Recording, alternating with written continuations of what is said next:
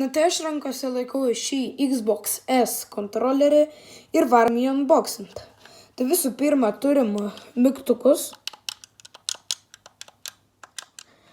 Tikrai kokybiški, tada turim šitos. Turim visą šitą dalyką, kur galima pasirinkti. Turim porą meniu mygtukų ir aišku turim patį Xbox'o ženklą. Na tai ko čia mums reikia šitam pultelis, dėti čia mygtukai. Ir ko mums čia reikia gale, nes šis neįsijungia, nes aš jį paspausiu, neįsijungia. Ir nuo šiol aš žaisiu, filmuosiu žaidimus kartais prie Xbox'o. Ir čia reikia batareiko ir tuoj atnešiu. Va, grįžau ir turim baterijas. Ir reikia į tas baterijas įkišti. Tai čia kažkaip turim. Čia yra pliusas, tai turim taip kišti.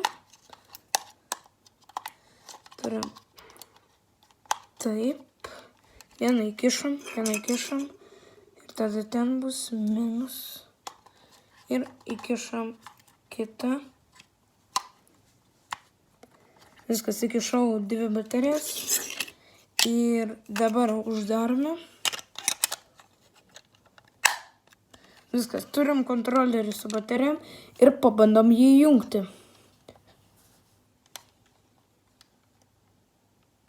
Aišku, pirmą kartą, kai aš jį įjungiu, tiesiog mirksi šitą lemputę. Ir aš nežinau kodėl. Ir man atrodo, reikia sukonektinti su konsolė. Čia yra toks labai mažas mygtukas, kuris konektina su konsolė. Va, pradėjo mirksėti.